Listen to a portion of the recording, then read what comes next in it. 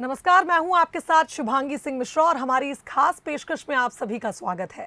आमतौर पर लखनऊ को नॉनवेज खाने के लिए दुनिया भर में जाना जाता है, लेकिन नवाबों के इस शहर में वेज खाने के भी कई मशहूर ठिकाने हैं। बंसल न्यूज के विशेष संवाददाता आलोक राय ने ऐसी ही कुछ खाने पीने की मशहूर जगहों पर जाकर वहां के खाने का जायजा लिया और जानने की कोशिश की कि क्यों खाने के लिए ये इतने पॉपुलर हैं। इस स्पेशल एपिसोड में ऐसी ही जगहों से आपको रूबरू करवाएंगे।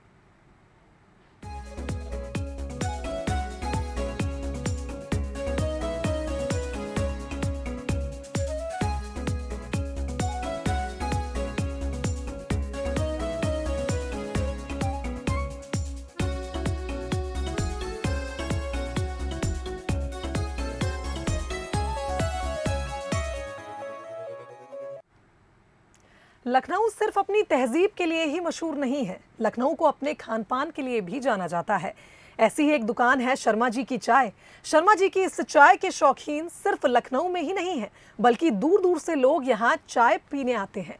साल 1950 में शुरू हुई इस दुकान को अब तीसरी पीढ़ी संभाल रही है, लेकिन चाय का रवायती स्वाद वही है और यही वजह है कि हर आम और खास इस चाय का दीवाना है। इस समय हम लखनऊ में हैं। लखनऊ सिर्फ तहजीब के लिए ही नहीं जाना जाता है, लखनऊ जाना जाता है अपने खान पान के लिए। और इस समय हम लखनऊ के लालबाग इलाके में हैं, जहां पर हमारे पीछे शर्मा जी की चाय की दुकान है, जो बहुत ही मशहूर है। और यहाँ सिर्फ लखनऊ के लोग ही नहीं, बल्कि बाहर से जो लोग भी लखनऊ आते हैं वो यहाँ आकर चाय ज़रूर पीना चाहते हैं। और न सिर्फ चाय, इसके अलावा बंद मक्खन, समोसा और तमाम अन्य तरह की वैरायटीज़ इनके यहाँ उपलब्ध हैं। और ये दुकान बहुत ही पुरानी है और यहाँ पर इस समय कई लोग चाय पी रहे हैं। आप देख सकते हैं कि तमाम लोग खड़े होकर चाय पी रहे हैं, बंद मक्खन खा रहे हैं। कैसी लगती है आपको शर्मा जी की चाय? अब मैं अलीगंज में रहता हूँ, शर्मा जी कम से कम हमसे 10 किलोमीटर दूर यहाँ रहते हैं। यहाँ जाम की भी समस्या है, गाड़ी नहीं पार्क कर सकते, सब कुछ।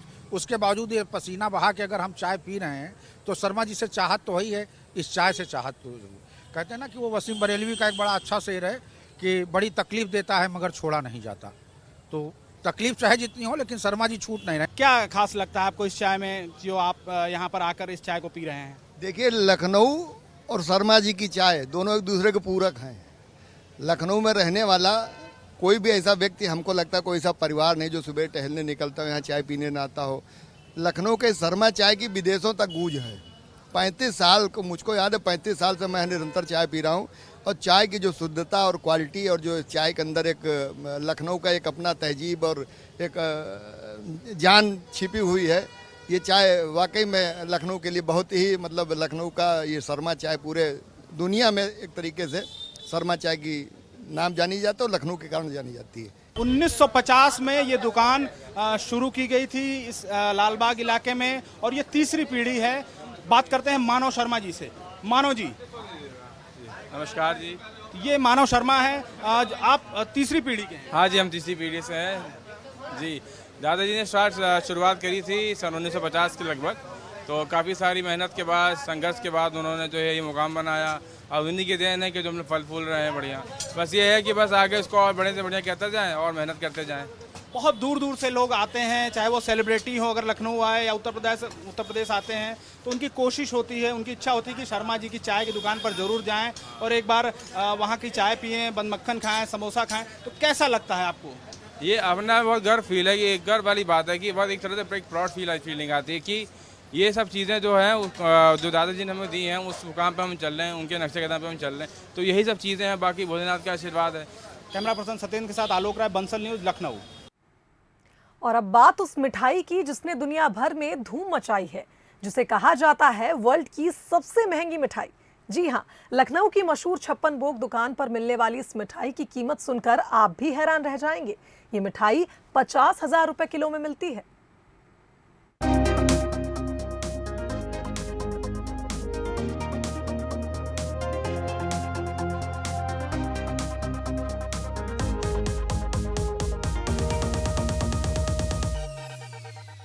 इस समय हम लखनऊ के पुराने इलाके में हैं, जिसका नाम है सदर मार्केट, सदर बाजार। और यहाँ पर स्थित है 56 भोग नाम से वो मिठाई शॉप, जो 1992 में शुरू हुई थी। और रामशरण गुप्ता जी ने इस दुकान को 1992 में शुरू किया अपने बेटों के साथ। और ये दुकान तब से ही लगातार जो है लोगों की ज़ुबान पर है, इस दुकान का स्वाद लोगों की ज़ुबान पर है। मैं बात करें तो यहाँ 50,000 रुपये किलो तक की भी मिठाई बनती है और बिकती है, और जो शायद पूरी दुनिया में सबसे महंगी मिठाई है। तो इस समय हम छप्पन भोग में हैं और आपको दिखाते हैं कि यहाँ मिठाई की कितनी वैरायटी है। क्षितिज गुप्ता हमारे साथ हैं। क्षितिज गुप्ता जो पूरा छप्पन भोग को देख रहे हैं, पूरा संभाल रहे हैं, इनसे बात करेंगे और समझेंगे कि आखिर क्या खास है छप्पन भोग में। क्षितिज, पहले बंसल न्यूज़ के सारे दर्शकों को नमस्कार मेरी तरफ से।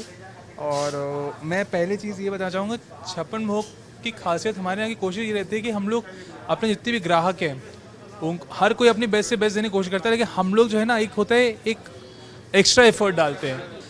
हमें 30 साल हो रहा है हमारी शॉप को इस साल, लेकिन हम लोग जैसे कि बहुत से लोग एक्सपैंड कर लेते हैं इतने साल में, लोग पूछते हैं कि हम लोग ने इतने सालों से एक्सपैंड क्यों नहीं किया। हमारा सबसे पहला ये है कि हम लोग जब तक क्वालिटी मेंटेन नहीं देखेंगे तब तक हम लोग आगे नहीं बढ़ेंगे, और जब क्योंकि quality is the king of everything. आपके यहाँ एक मिठाई है 50,000 रुपये किलो, तो कि माना जाता है दुनिया की सबसे महंगी मिठाई होने का खिताब उसे हासिल है। तो हम वो देखना चाहेंगे वो मिठाई कैसी है। 50,000 रुपये किलो की? जी 50,000 रुपये किलो की है। इस पर 100 पीस आते हैं, एक पीस आपको 500 रुपये का है। एक पीस 500 रुपये का, यानी जितने में 1 किलो मिठाई मिल जाती है लगभग एक पीस। तो देखिए ये है वो मिठाई, इसका नाम है एक्सोटिका। 24 कैरेट गोल्ड फॉइल इसमें यूज़ किया गया है। ये है हमारे प्योर इसमें सोना। आप सोचिए कि ये जब आप अपने मुंह में रख रहे हैं खाने के लिए, तो आप 7 जगह मतलब कि विश्व का एक स्वाद ले रहे हैं, क्योंकि इसमें जो इंग्रेडिएंट्स पड़े हुए हैं वो ऑल अराउंड दी वर्ल्ड हम लोग जो है लाते हैं इसमें, और एक मिठाई में वो फ्यूज़ करते हैं। So it's like taking world in one byte. तो इसमें आप सोचिए सर कि जैसे इसमें जो है पिस्ताचू पड़ी हुई है, किन्नौर की हो गई, कश्मीर की सैफरन हो गई, हेज़लनट टर्की की हो गई, आपका ब्लूबेरी हो गया यूएस का, उसके अलावा जो है इसमें जो है साउथ अफ्रीका ऑस्ट्रेलिया का मैकडामिया हो गया, बादाम आपकी जो है बादाम हो गई आपकी अफ़गानिस्तान की साइड से। तो आप सोचिए कि हर जगह हर कॉन्टिनेंट को हम लोग ने कवर किया है, और ब्राज़ील के भी इसमें नट है, और केसर के साथ ऑब्वियसली जो है सबसे बड़ी चीज़ बढ़ी जाती है। और इसका एक चीज़ ये भी था कि हमारे यहाँ जो हमारे जो पूर्वज रहे हैं, जो राजा महाराजा रहे हैं, उनको पता है कि सोना एक्चुअली बहुत आयुर्वेद में भी इसका डिस्क्रिप्शन रहा है।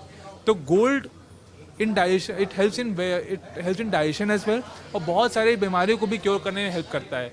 तो हमारे वो जो बिलीफ है, हमारे जो पूर्वजों ने रखा है, तो उसको हम लोग ने फिर से उसको जो है रीइनकार्नेट करने की कोशिश की है 2009 से। तो हमें बहुत गर्व है कि हम लोग अपने इंडियन मिठाई को जो है एक लेवल ऊपर लेके जा पाए हैं। इसके अलावा एक और मिठाई इनके यहाँ की जो छप्पन भोग ने ही ईजाद की थी, वो है मेवा बाइट। तो हम क्षितिज से जानेंगे कि आखिर वो मेवा बाइट कैसे बनती है और क्या खास है, साथ ही हम उसको देखना भी चाहेंगे। सबसे पहली चीज़ तो ये हमारी चालू हुई थी 2004 में मेवा बाइट, और ये इंडिया की, हमें बहुत गर्व है कि इंडिया की पहली मॉडर्न स्वीट रही है जिसकी शेल्फ लाइफ 1 महीना है। मतलब 1 महीना तक बिना किसी प्रिजर्वेटिव के मिठाई रखी जा सकती है। ये बड़ी बात है। बोलते हैं कि यार कैसे हो सकता है भाई, प्रिजर्वेटिव नहीं है, तो हम लोग बोलते हैं, और वो जो प्रिजर्वेटिव है ना वो हमारे घर में इस्तेमाल होता है, और उसका नाम है देसी घी। तो देसी घी में एक्चुअली जो है हमारी इसका काजू का पूरा ड्राई फ्रूट का बेस होता है, एक सर्टेन टेम्परेचर में ऐसे पकाया जाता है कि इसकी शेल्फ लाइफ ऑटोमेटिकली बढ़ जाती है। और ये मिठाई ऐसी रही है कि इसको जितने भी हमारे इंडिया के बहुत बड़े बड़े ब्रांड्स हैं, जिन एस्टैब्लिश ब्रांड्स हैं, उन्होंने कहीं ना कहीं इसको जो है हमारे से इंस्पिरेशन लेके खुद भी अपने आप बनाया है। यूएसए में 2007 में हमारा कोहिनूर फूड्स का एक शो हुआ था, तो ये वहाँ पे मिठाई इसको वहाँ पे स्पेशली जो है वहाँ पे हम लोग को डिस्प्ले लाने का बुलाया गया था कि इसको दिखाइए लोगों को। मोस्ट इनोवेटिव स्वीट का अवार्ड मिला 2020 में। विदेश भेजने का क्या सिस्टम है, ऑनलाइन डिलीवरी या कैसे भेजते हैं विदेश? सर मैं तो बहुत आपको एक इंटरेस्टिंग फैक्ट बताना चाहूँगा। हमारे जो ओनर है, मतलब सोचिए 90 बताए थे, हाँ मुझे बताए थे 97 में वेबसाइट लॉन्च कर दी थी दुकान की मिठाई की, और उसके बाद उस समय 56 भोग था, 56 न्यूमरिक में हाइफन भोग था उस समय, जब डोमेन हम लोग को 56.com बाद में मिला। तो हम लोग ने सोची 2003 से वर्ल्ड वाइड कोरियर सर्विस चालू कर दी थी ऑनलाइन। तो लोग ऑर्डर करते थे वेबसाइट से, और काफ़ी बहुत टाइम चल रहा है वर्ल्ड वाइड कोरियर सर्विस। तो हम लोग बहुत, और उसके अलावा हम लोग ने अपना फिर 2015 में 56 भोग का ऐप भी बन गया था। तो निश्चित रूप से अगर बात करें तो 56 भोग की मिठाइयाँ सर्वोत्तम हैं, सर्वश्रेष्ठ हैं, और इसीलिए शायद इतनी डिमांड में रहती हैं कि लोग लखनऊ जब भी आते हैं जो भी बाहर से आ रहे हैं या टूरिस्ट हैं या फिर आम हो या खास आदमी, वो सदर आता है, सदर बाज़ार आना चाहता है और यहाँ से 56 भोग की मिठाई खाना चाहता है और ले भी जाना चाहता है ताकि वो अपनों को खिला सके, अगर किसी को गिफ्ट करना है तो गिफ्ट कर सके। कैमरा पर्सन सत्येंद्र के साथ आलोक राय, बंसल न्यूज़, लखनऊ।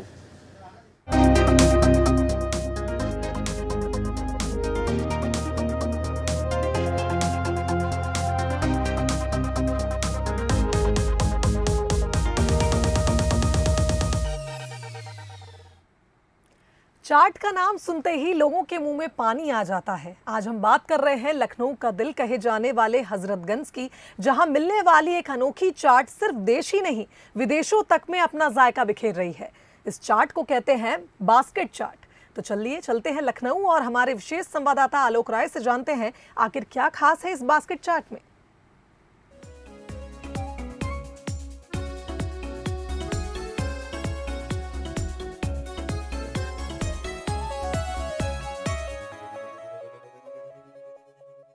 बात जब कुछ हल्का खाने की हो या फिर स्नैक्स खाने की हो तो चाट का नाम जुबान पर आ ही जाता है। इस समय हम खड़े हैं लखनऊ के हजरतगंज में। हजरतगंज यानी लखनऊ का दिल, जिसे कहा जाता है कि अगर हजरतगंज जाकर गंजिंग नहीं की तो फिर क्या किया।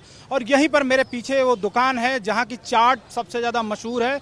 ये है रॉयल कैफ़े, जो 1992 से यहाँ पर शुरू है दुकान। हालांकि उसके पहले भी रॉयल कैफ़े रेस्टोरेंट था, लेकिन बाद में ये टेक ओवर हुआ और 1992 से यहाँ पर चाट की जर्नी शुरू हुई। और यहाँ की जो सबसे मशहूर चाट है वो है बास्केट चाट। हालांकि बास्केट चाट और भी कई जगह पर मिलती है, लेकिन जो शुरुआत हुई थी यहीं पर हुई थी। और ऐसे में निश्चित रूप से जो स्वाद है बास्केट चाट का वो लाजवाब है। सिर्फ लखनऊ ही नहीं, लखनऊ से तमाम बाहर के लोग जो भी देश के अन्य भाग से आते हैं या फिर टूरिस्ट आते हैं, वो यहाँ पर आकर बास्केट चाट ज़रूर खाना चाहते हैं। चाहे वो आम हो, खास हो या फिर कोई सेलिब्रिटी हो, जो लोग भी लखनऊ आते हैं उनकी कोशिश होती है कि यहाँ पर आएँ और बास्केट चाट एक बार ज़रूर खाएँ, उसका स्वाद लें।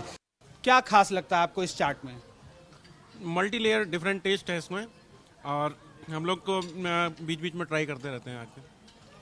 आप दिल्ली से आए हुई हैं? Right. Yes. So we are from Delhi. We have come for the first time, and they actually introduced us to this, and it's too indulging. I think it's too huge to finish by one person, and it has got multiple layers, like he said. Plus, this chutney is very special because it balances the spices that are inside the basket chaat. आप भी दिल्ली से आए हुए हैं? आपको कैसी लगी ये बास्केट चाट? बहुत ही सर्वोत्तम। इसके पहले आपने कभी खाई थी बास्केट चाट? बास्केट चाट नहीं खाई है, लेकिन क्योंकि हम दिल्ली से आए तो वहाँ वो भी चाट के लिए काफ़ी फेमस है। लेकिन राज कचौरी ऐसे दिल्ली में काफ़ी फेमस है, लेकिन आई थिंक इसका स्वाद जो है उससे मतलब नेक्स्ट लेवल पे ऑल टुगेदर। यहाँ पे कुछ लोग दिल्ली से आए हुए हैं, एक फैमिली है जो लोग कह रहे हैं कि ये बिल्कुल बैलेंस है, इसमें कई सारी लेयर्स हैं। और जाहिर सी बात है एक पारंपरिक तरीके से बास्केट चाट बनाई जाती है, जिसमें आलू से बास्केट तैयार की जाती है। उसके बाद उसमें जो है दही, पापड़ी और तमाम मसाले के अलावा कई सारी चीज़ें मिलाई जाती हैं। और ऐसे में निश्चित रूप से इसका स्वाद लाजवाब होता है। इसीलिए लोग चाहते हैं कि वो यहाँ पर जब भी आएँ तो रॉयल कैफ़े की बास्केट चाट ज़रूर खाएँ।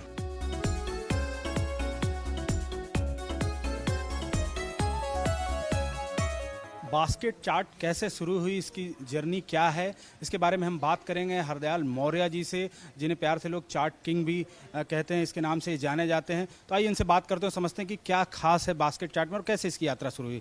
हरदयाल जी, बास्केट चाट के बारे में बताएंगे हमें। बास्केट चाट जो है 1992 से हम रॉयल कैफ़े से यहीं से स्टार्ट किया था, और उसके बाद धीरे धीरे इतना उसको किया गया है कि आज समझ लो विश्व के कम से कम नहीं 60 मुल्क हमारी बास्केट चाट को पसंद करते हैं। और जिस वक्त शुरू किया था, समझ लो दिसंबर के महीने में 1992 में बास्केट चाट को शुरू किया था। और कभी कभी ऐसा होता है कि कोरोना से पहले 21 कंट्री के लोग हमारे तय के ऊपर खड़े हो जाते थे। तो बहुत खुशी होती थी कि किस कंट्री के लोग अगर बास्केट चाट का स्वाद लेते आते थे कभी कभी, तो बहुत अच्छा लगता था। लगभग 30 साल हो गए इस बास्केट चाट को आपने ईजाद किया, तो समय के साथ आपने उसमें कुछ परिवर्तन किए लोगों के अनुसार? जी, परिवर्तन किया है कि पहले देखिए समझ में नहीं आया कि बास्केट की टोकरी तो मैंने बना ली थी, लेकिन लोग शर्माते थे इसको खाने में, यार इसको खाएं या फेंक दें पत्ता। तो उनको सिखाने में कम से कम 2-3 साल लगा। कस्टमर को सिखाने में शर्म करते थे, यार इसके अंदर का माल खा लेते थे, और जो आलू की टोकरी होती थी तो छोड़ देते थे। लेकिन धीरे धीरे करके क्या है, इसको 5-6 साल में उसके अंदर फीलिंग क्या क्या की जाए जो और इसमें टेस्ट भरा जाए। तो इसके अंदर 5 साल के अंदर उसको फीलिंग पकड़ी और लोगों को आनंद आने लगा। इसके अंदर कम से कम 25-60 हम डालते हैं बास्केट के अंदर। जो आलू की टोकरी हमारी रहती है उसके अंदर 25-60 हम डालते हैं। तो 2500 जितनी आप स्पून उठाएंगे वो टेस्ट डिफरेंट होता जाता है। फिर धीरे धीरे एक कपल बास्केट निकाली, क्योंकि बड़ी ये फैमिली बास्केट है। एक बास्केट में 4 लोग लोटपोट हो जाते हैं। फिर एक छोटी कपल्स बास्केट निकाली थी जिससे आराम से कपल्स 2 लोग आराम से मिलकर खा लेते थे। तो थोड़ा अभी प्रॉब्लम आ गई डाई की, वो भी अभी जल्दी शुरू हो जाएगा कपल बास्केट। ये थे हरदयाल मौर्य जी, जिनको बास चाट किंग के नाम से भी लोग प्यार से जानते हैं और जो इसी नाम से फेमस भी हैं। तो उन्होंने बताया कैसे बास्केट चाट को इन्होंने ईजाद किया, किस तरह से उन्होंने वो बास्केट बनाई, यानी वो टोकरी जिसे लोग पहले नहीं समझ पाते थे कि उसको खाना है या फिर फेंक देना है, लेकिन बेसिकली वो आलू से बनती है। तो जाहिर सी बात है इन्हें बड़ा समय लगा लोगों को ये समझाने में कि ये टोकरी भी जो है, ये जो बास्केट है जिसके अंदर फीलिंग्स है, जिसके अंदर चाट है, वो खाई जाती है। कुल मिलाकर जो बास्केट चाट है वो बहुत ही फेमस है और लखनऊ आने वाला हर आदमी, चाहे वो आम हो, खास हो, सेलिब्रिटी हो या फिर कोई राजनेता हो, जो भी लखनऊ आते हैं वो बास्केट चाट खाने रॉयल कैफ़े जरूर आना चाहते हैं। कैमरा पर्सन सत्येन के साथ आलोक राय, बंसल न्यूज़, लखनऊ।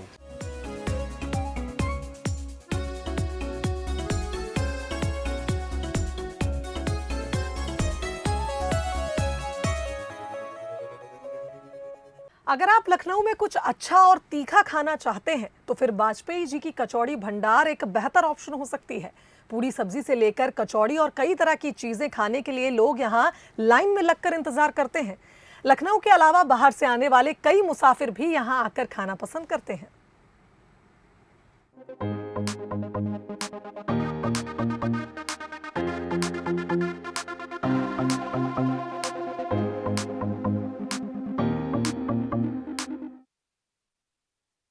कुछ स्वाद ऐसे होते हैं जो दिलों पर राज करते हैं। और इस समय हम हजरतगंज में हैं। यहाँ एक मशहूर दुकान है वाजपेयी कचौड़ी भंडार। 1975 में ये दुकान शुरू की गई थी बालकृष्ण वाजपेयी के द्वारा, और अब उनके बेटे घनश्याम वाजपेयी और उनके बेटे मनीष वाजपेयी इस दुकान को चला रहे हैं। और आप समझ सकते हैं कि दुकान कितनी फेमस है, इसका स्वाद कितना लाजवाब होगा कि लखनऊ के अलावा बाहर से भी लोग जब आते हैं तो वाजपेयी कचौड़ी भंडार जरूर आते हैं और यहाँ पर पूड़ी खाना पसंद करते हैं, छोला भटूरा खाना पसंद करते हैं, साथ ही साथ कचौड़ी खाना पसंद करते हैं।